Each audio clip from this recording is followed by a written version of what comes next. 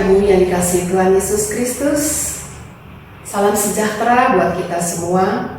Semoga kita semua dalam keadaan sehat-sehat bersama keluarga, di mana hari-hari ini belakangan ini terasa sulit buat kita semua. Tapi Bapak Ibu Saudara sekalian, kita tetap semangat dalam menjalaninya. Kita mohon pimpinan dan penyertaan Tuhan. Tema ibadah Pekan Pentakosta malam ini, Roh Kudus memampukan dapat memberi di tengah keterbatasan. Bapak Ibu Saudara-saudara sekalian, dalam situasi keterbatasan kita saat ini, tetaplah mengucap syukur atas pemeliharaan dan penyertaan Tuhan dalam kehidupan kita. Kita masih diberi kesempatan sampai hari ini, itu karena anugerah dan kemurahan Tuhan.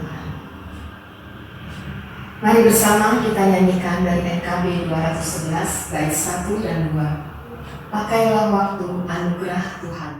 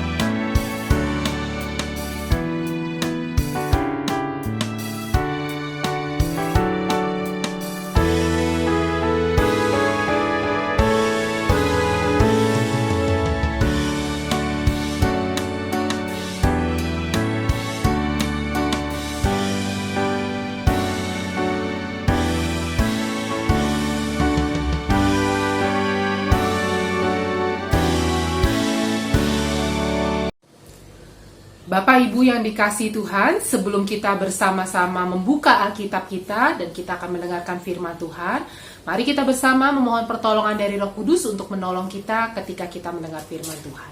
Mari kita berdoa. Tuhan, kami bersyukur ketika pada malam hari ini dari tempat kami masing-masing, Tuhan boleh kumpulkan kami ketika kami bersama-sama akan mendengarkan firman Tuhan. Kami bersyukur untuk kesehatan yang boleh Engkau berikan kepada kami sampai dengan saat ini, dan kami juga bersyukur untuk sukacita yang masih boleh kami rasakan. Ketika sebentar kami juga akan membuka Alkitab, membaca dan merenungkannya. Biarlah Roh Kudus yang akan menolong kami sehingga kami dapat mengerti apa yang Tuhan kehendaki untuk kami lakukan di dalam hidup kami hari lepas hari. Tuhan mau menolong hamba-Mu yang penuh dengan kelemahan dan keterbatasan ini, sehingga setiap apa yang boleh hamba-Mu firmankan menjadi berkat untuk setiap orang yang boleh mendengarkannya. Berfirmanlah Tuhan, karena kami sudah siap untuk mendengarkan pemberitaan firman-Mu. Terima kasih Tuhan Yesus, karena Kau begitu baik di dalam kehidupan kami. Di dalam nama Tuhan kami Yesus Kristus, kami telah berdoa dan mengucap syukur. Amin. Bapak Ibu yang dikasihi Tuhan, tema Pekan Pentakosta kita pada hari ini adalah Roh Kudus yang memampukan kita untuk dapat memberi di tengah-tengah segala keterbatasan kita. Bapak Ibu, saya yakin kita semua pasti pernah memberi sesuatu untuk orang lain. Entah itu memberi waktu kita, entah itu memberi perhatian kita, entah itu memberi sesuatu, baik itu barang ataupun hal-hal yang lain bagi orang lain. Bagaimana rasanya Bapak Ibu ketika kita dapat memberi? Rasanya pastinya adalah sukacita. ketika kita bisa memberi di tengah-tengah segala apa yang kita miliki, secara khusus mungkin kita berkecukupan atau kita lebih. Rasanya mungkin boleh dikatakan biasa. Tetapi ketika kita bisa memberi di tengah-tengah segala keterbatasan kita, saya yakin Bapak Ibu pasti rasanya sangat luar biasa.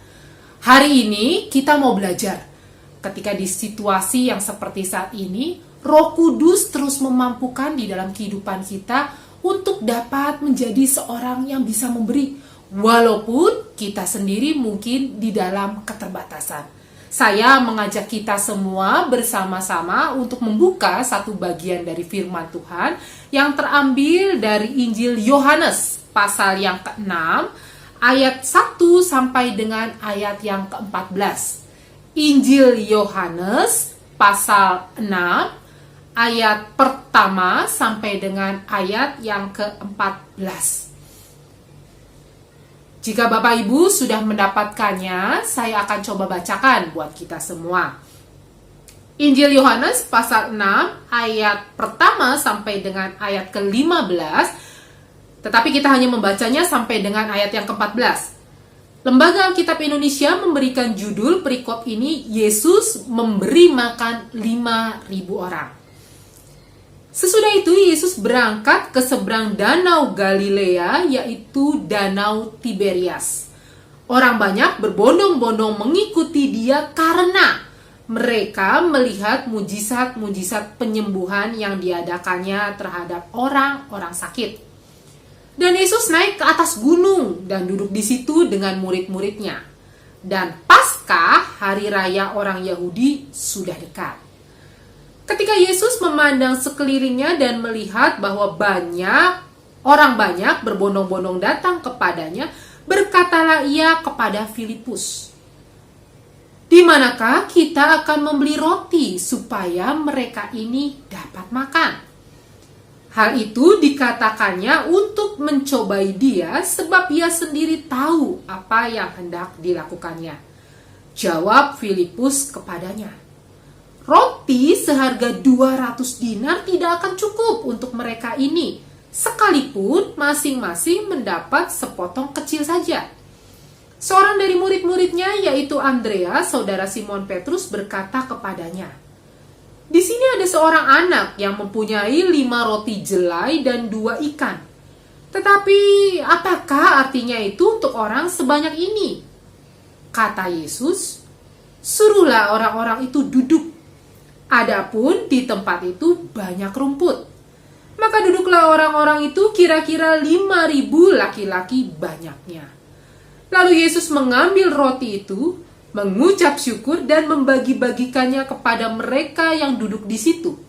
Demikian juga dibuatnya dengan ikan-ikan itu sebanyak yang mereka kehendaki. Dan setelah mereka kenyang, ia berkata kepada murid-muridnya, "Kumpulkanlah potongan-potongan yang lebih supaya tidak ada yang terbuang." Maka mereka pun mengumpulkannya dan mengisi 12 bakul penuh dengan potongan-potongan dari kelima roti jelai yang lebih setelah orang makan. Ketika orang-orang itu melihat mujizat yang telah diadakannya, mereka berkata, "Dia ini adalah benar-benar nabi yang akan datang ke dalam dunia."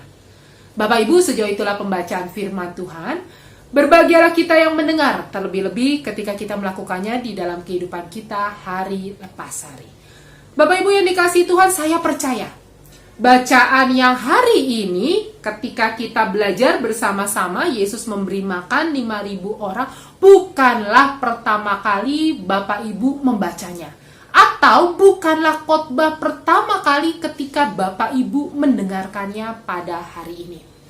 Bapak Ibu yang dikasihi Tuhan, ini adalah sebuah kisah yang cukup terkenal, kisah yang cukup populer, bahkan dari sejak saya sekolah minggu. Ketika Yesus mengadakan mujizat memberi makan 5.000 orang hanya dengan makanan yang terbatas. Di sana dikatakan hanya 5 roti dan 2 ikan. Bacaan-bacaan ini paralel Bapak Ibu dengan Injil-Injil yang lain. Jadi kalau Bapak Ibu nanti sempat untuk melihat bagian-bagian Injil yang lain, saya mencoba untuk melihatnya secara cepat gitu ya. Jadi Bapak Ibu, ini Injil Yohanes ini paralel dengan Matius pasal 14, lalu dikatakan juga Markus pasal 6, dan juga ada di Injil Lukas pasal 9. Kalau kita melihat bagian judulnya, Bapak Ibu, semua judulnya sama gitu ya. Yesus memberi makan 5.000 orang. Lalu ketika saya mencoba untuk lebih meneliti lagi dari segi lokasinya, kalau Bapak Ibu melihat dari Injil Matius, di sana hanya dikatakan di tempat yang sunyi, ya. Injil Matius dan Markus mengatakan hal yang sama, dari tempat yang sunyi. Di Injil Lukas dikatakan di sana Betsaida. Di Injil Yohanes bagian bacaan kita adalah Danau Tiberias. Lalu ketika kita melihat bagian hal apa yang akhirnya menjadi mujizat, gitu ya, objeknya. Di sana dikatakan 5 roti dan 2 ikan. Dari Injil Matius sampai dengan Injil Yohanes mengatakan hal yang sama. Dan ketika kita melihat berapa banyak orang yang diberikan makan, dari Injil Matius sampai dengan Injil Yohanes mengatakan kira-kira 5.000 orang. Itu yang terhitung hanya bapak-bapaknya saja, gitu ya, atau kaum dewasa pria. Belum lagi termasuk ibu-ibu atau kaum dewasa wanita dan juga anak-anak. Sisanya dikatakan jumlahnya sama semua, 12 bakul, ya. Tetapi kenapa Bapak Ibu yang menjadi menarik di dalam bacaan Injil Yohanes dan ini tidak ada di dalam bacaan Injil yang lain, di Matius, Markus, dan Lukas, adalah si pembawa dari 5 roti dan 2 ikan ini. Di sana Bapak Ibu, ketika kita melihat bagian bacaan kita, ketika kita melihat dari ayat yang ketiga sampai dengan ayat yang keempat, di sana dikatakan Yesus posisinya adalah dia sedang mengajar, dia berada di tempat yang tinggi, gitu ya, dikatakan di atas gunung, dia duduk di sana, dan begitu banyak orang banyak sedang mendengarkan pengajarannya. Selain mendengarkan pengajarannya, Bapak Ibu, ternyata mereka juga berharap atau melihat mujizat yang Tuhan Yesus dapat lakukan. Saya mungkin Bapak Ibu memprediksi pada saat itu sebetulnya mereka sudah mendengar tentang Yesus, siapakah Yesus gitu ya. Yesus adalah seorang guru, Yesus adalah seorang tabib, Yesus adalah orang yang bisa mengajar, Yesus adalah orang yang bisa menyembuhkan. Sehingga kemanapun Yesus pergi, mereka mengikuti Yesus. Ya, jadi di sana dikatakan mereka berbondong-bondong mengikuti dia karena mereka melihat mujizat-mujizat penyembuhan terhadap orang-orang sakit. Bapak Ibu yang dikasih Tuhan, menjadi menarik adalah ketika Yesus berada di tempat yang tinggi dan dia melihat begitu banyak orang sedang duduk mendengarkan pengajarannya, timbul belas kasihnya. Sehingga dia memanggil salah seorang muridnya, di sana dikatakan bernama Filipus. Di ayat yang kelima dikatakan, di manakah kita bisa membeli roti supaya mereka ini dapat makan. Bapak Ibu, kalau kita melihat kembali dari ayat yang ke-6 gitu ya, ayat yang selanjutnya dikatakan seperti ini. Hal itu dikatakannya untuk mencobai dia, sebab ia sendiri tahu apa yang hendak dilakukannya. Jadi Bapak Ibu, sebetulnya ketika Yesus berbicara dengan Filipus, Yesus tahu apa yang hendak dilakukannya untuk memberikan kasihnya kepada begitu banyak orang yang mengikutinya. Jadi menarik kembali Bapak Ibu jawaban dari Filipus.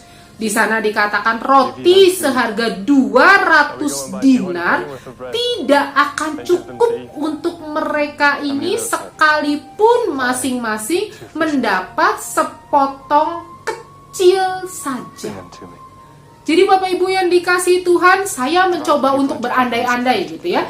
Jangan-jangan sebetulnya para murid waktu itu di dalam situasi dan kondisi khawatir, para murid di dalam situasi kondisi yang takut. Ini bagaimana begitu banyak orang yang mengikut Yesus, mereka kelaparan, mereka lelah, hari sudah mulai malam, dan ketika pada saat itu apa yang harus mereka lakukan?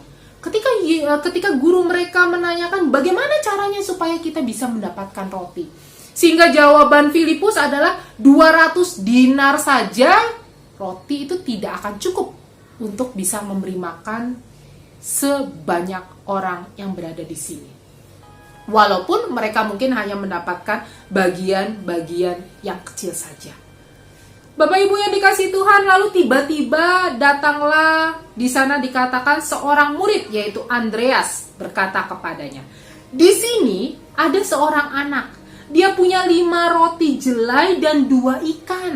Tetapi apakah artinya itu untuk orang sebanyak ini? Jadi Bapak Ibu, menjadi pertanyaan menarik kembali bagi saya dari ayat ke-9. Di sini muncul keraguan-raguan para murid yang diresponkannya bagi Yesus. Di sini ada Tuhan, seorang anak, dia punya 5 roti, dia punya 2 ikan. Tapi ya nggak ada artinya lah Tuhan, ini cuma sedikit banget gitu ya, sedikit sekali Tuhan. Nggak ada artinya untuk orang makan sebanyak orang yang berada di tempat ini. Sehingga di sana dikatakan, apakah artinya untuk orang sebanyak ini? Lalu Yesus menyuruh orang-orang itu untuk duduk. Di sana Yesus mengambil roti itu, mengambil ikan itu, di sana lalu dikatakan dia mengucap syukur, membagi-bagikannya kepada begitu banyak orang dan mereka bisa makan. Bahkan sisanya setelah dikumpulkan kembali adalah 12 bakul. Bapak Ibu yang dikasihi Tuhan, dari bacaan Injil Yohanes pasal 6 ini, kita melihat ada sebuah pengorbanan, ada sebuah kerelaan, ada sebuah ungkapan untuk ingin berbagi dari si anak yang membawa bekal makanan ini. Ini tidak ditemui di Injil-Injil yang lain ya Bapak Ibu. Mengapa? Dari Injil Yohanes kisah ini menjadi sangat menarik. Kita melihat seorang anak kecil. Saya terkadang berpikir Bapak Ibu, kenapa tidak mau dikatakan ada seorang dewasa, ada seorang bapak-bapak, ada seorang ibu yang membawa 5 roti dan 2 ikan. Tidak. Tetapi dikatakan di sana ada seorang anak yang membawa 5 roti dan 2 ikan. Saya kadang-kadang mikir Bapak Ibu, ini anak ikut Yesus pergi sendiri gitu ya, atau sebetulnya dia bersama-sama dengan orang tuanya, atau bagaimana, nggak tahu. Anak ini pun tidak diberi nama siapa. Anak ini pun asalnya dari mana tidak dicantumkan. Hanya dicantumkan dia punya bekal makanan yang dia mau bagi untuk orang lain. Di sini kita belajar dari kerelaan untuk memberi. Apa yang dia punya, dia hanya punya 5 roti 2 ikan, dan itulah yang dia berikan untuk orang lain. Bapak Ibu bisa bayangkan, kalau dari semua orang di sana tidak ada yang mau berbagi, termasuk si anak kecil itu. Yang terjadi adalah Bapak Ibu, kondisi semua orang di sana pastinya lapar. Kondisi semua orang di sana pastinya lelah. Dan mungkin kondisi di sana, lapar, lelah, kita pulang aja yuk ke tempat kita masing-masing. Dan pada akhirnya, mujizat dan karya Allah tidak dapat dinyatakan. Tetapi karena kerelaan untuk bisa memberi dari si anak kecil ini, akhirnya karya Allah, mujizat Allah bisa dinyatakan dan dirasakan oleh begitu banyak orang. Bapak Ibu yang dikasihi Tuhan, situasi kita pada akhir-akhir ini selama masa pandemi corona ini, hidup kita penuh dengan kekhawatiran, hidup kita penuh dengan ketakutan. Mungkin banyak saudara-saudara kita, ataupun bahkan mungkin juga kita sendiri yang mengalami kekurangan, yang mengalami hidup dengan pas-pasan, yang mengalami hidup dengan keterbatasan karena kondisi ekonomi kita masing-masing. Tetapi menjadi pertanyaan menarik adalah apakah kita masih bisa memiliki kerinduan untuk berbagi dengan sesama kita.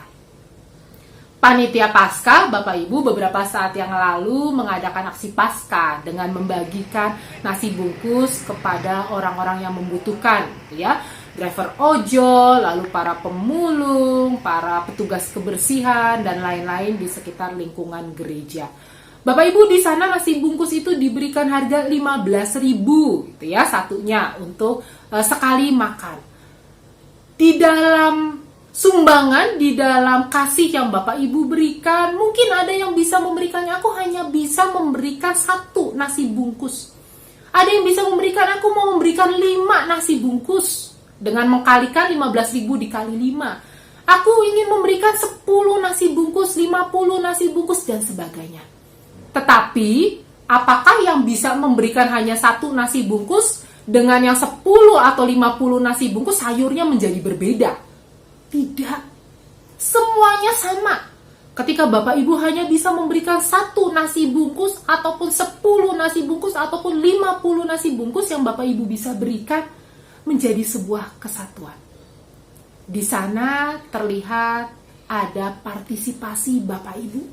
Di sana ada kasih yang bisa Bapak Ibu berikan di tengah-tengah kondisi seperti ini. Bapak Ibu melihat, Bapak Ibu memaklumi, Bapak Ibu mengerti akan kondisi sekitar yang memang membutuhkan pada saat ini. Dan Bapak Ibu tergerak untuk bisa ikut bersama-sama membagikan kasih itu. Ini menjadi sebuah kunci yang menarik Bapak Ibu ketika di tengah-tengah segala keterbatasan kita, tetapi kita masih Tuhan percayakan untuk bisa menjadi berkat bagi sesama kita. Hari ini Bapak Ibu, ketika kita belajar dari Yesus memberi makan 5.000 orang, di masa yang sulit ini, biarkan Roh Kudus bekerja di dalam kehidupan Bapak Ibu. Sehingga di tengah-tengah segala kehidupan kita pada saat ini, di tengah-tengah keterbatasan kita, kita mau belajar memberi dengan kerelaan hati. Kita mau belajar dari seorang anak yang bisa memberi apa yang dia miliki. Kita mau belajar ketika memberi tidak perlu harus menunggu ketika aku kaya. Ketika aku memberi, aku harus menunggu ketika aku kelebihan dulu. Ketika aku memberi, aku harus menunggu ketika aku punya lebih, baru aku bisa memberikannya bagi orang lain. Tetapi ketika aku merasakan hidupku Tuhan sudah kasihi, ketika hidupku sudah Tuhan peliharakan hari lepas hari, dan Tuhan masih mencukupkan dengan apa yang aku bisa olah setiap hari, Tuhan masih memberikan aku semangat untuk bisa berbagi bagi orang lain. Dan itulah yang menjadi respon Bapak Ibu ketika Bapak Ibu terus membiarkan karya Roh Kudus bekerja di dalam kehidupan Bapak Ibu. Jangan berpikir hal-hal yang kecil, aku tidak dapat memberi karena pemberianku hanya sedikit. Anak kecil ini pun hanya punya 5 roti dan 2 ikan. Kalau dibandingkan dengan jumlah yang akan makan, tidak akan cukup, gitu ya. Tetapi marilah kita bisa memberi dari yang kecil, ketika kita memberikannya dengan kerelaan, ketika kita memberikannya dengan ketulusan hati, dan ketika kita memberikannya untuk orang yang tepat, itu akan menjadi berkat bagi sesama kita. Teruslah bisa memberi di tengah-tengah situasi seperti ini. Teruslah biarkan Roh Kudus bekerja di dalam kehidupan Bapak Ibu, sehingga hidup Bapak Ibu di tengah-tengah segala keterbatasan, di tengah-tengah setiap apa yang Bapak Ibu alami pada saat ini, Bapak Ibu terus menjadi berkat bagi begitu banyak orang. Tuhan yang menolong, Tuhan yang memampukan Bapak Ibu. Amin. Bapak Ibu yang dikasihi Tuhan, mari kita bersatu di dalam syafaat kita. Kita berdoa. Tuhan, kami bersyukur ketika pada hari ini firman-Mu kembali mengingatkan kami untuk kami selalu Tuhan pakai menjadi berkat di tengah-tengah segala situasi dan kondisi saat ini. Ketika hidup kami mengalami kekhawatiran, ketika kehidupan kami mengalami ketakutan, biarlah Roh Kudus yang terus bekerja. Biarlah Roh Kudus yang terus memampukan kami untuk dapat berbagi walaupun hanya sedikit. Sehingga seluruh hidup yang masih boleh Tuhan percayakan bagi kami dapat berkarya, kami dapat jadi berkat bagi banyak orang. Kami mau berdoa Tuhan untuk situasi pada saat ini. Kami mau berdoa untuk seluruh orang-orang, untuk seluruh negara-negara dan untuk dunia ini. Tuhan, berikan kami semua pemulihan di tengah-tengah situasi pandemi corona ini. Biarlah Tuhan terus mampukan kami dengan kesehatan yang baik. Biarlah Tuhan mampukan kami untuk kami dapat selalu menjaga diri kami dengan diam di rumah. Biarlah kami dapat mengikuti setiap aturan dan himbauan dari pemerintah. Sehingga kami juga dapat memutus mata rantai penyebaran virus corona ini. Tuhan, mampukan untuk setiap orang-orang yang pada saat ini di dalam kondisi terbaring lemah karena sakit, karena mengalami penularan virus corona ini. Tuhan berikan mereka pemulihan dan kesehatan yang baik. Untuk setiap tim medis yang boleh Tuhan percayakan untuk merawat, menjaga, memulihkan kondisi mereka, Tuhan juga berikan mereka kekuatan dan kesehatan yang baik. Kami juga mau berdoa Tuhan untuk gereja kami ketika ada begitu banyak pelayanan yang pada saat ini tidak dapat berjalan sementara. Tuhan mampukan kami sebagai gereja, karena gereja bukanlah hanya gedungnya, tetapi gereja adalah kami. Biarlah kami juga Tuhan terus mampukan selalu menjadi berkat di tengah-tengah kehidupan yang boleh Tuhan percayakan bagi kami. Untuk setiap program-program gereja secara khusus, untuk bisa menolong, untuk bisa membantu masyarakat dan anggota jemaat pada masa yang sulit ini. Tuhan berkati setiap mereka yang boleh bekerja, setiap mereka yang boleh berkarya di dalam program-program gereja, sehingga program-program itu juga dapat menjadi berkat. Kami bersyukur Tuhan ketika Tuhan masih memberikan kami kesempatan untuk berkumpul bersama-sama dengan anggota keluarga kami. Biarlah masa-masa ini terus dapat membuat kami semakin hangat, semakin dapat merasakan persekutuan yang intim, persekutuan yang mesra dengan anggota-anggota keluarga kami dengan dasar kasih Tuhan saja. Dan biarlah Tuhan mendengarkan setiap seruan doa-doa kami ketika kami menghendaki untuk dapat kembali beraktivitas, berkumpul bersama-sama di gereja, beraktivitas dengan normal seperti sedia kala. Tuhanlah yang mengizinkan waktu itu boleh terjadi. Kami bersyukur Tuhan untuk setiap apa yang boleh kami lakukan, setiap apa yang boleh kami katakan. Tuhan mampukan kami untuk seluruh hidup kami jadi berkat bagi begitu banyak orang. Ketika sebentar juga Tuhan kami akan mengakhiri doa Pentakosta kami pada hari ini, kami percaya berkat Tuhan terus menyertai hidup kami. Kiranya kasih karunia dari Tuhan Yesus Kristus, kasih Allah dan persekutuan dengan Roh Kudus menyertai kehidupan Bapa dan Ibu sekarang sampai dengan selama-lamanya. Bapa, terima kasih. Bapa, terima kasih. Bapa di dalam surga, puji terima kasih. Amin.